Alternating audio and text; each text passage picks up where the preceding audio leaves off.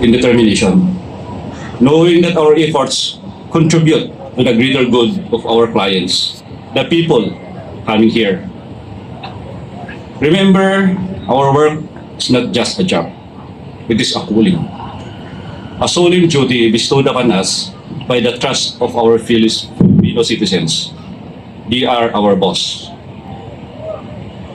Together as a unified force for good, we will continue to uphold the highest standards of law enforcement and ensure that Pasay remains a beacon of safety, prosperity, and hope for all. Thank you for your duty, mga kasama, mga kapatid. Your sacrifice and unwavering dedication to work.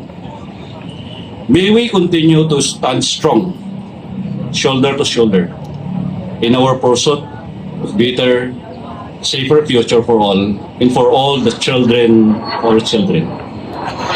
Stay vigilant, and we will always uphold the principles of respect and trust to one another in faith in God. God bless MUA, God bless our city, and God bless us all. Good morning.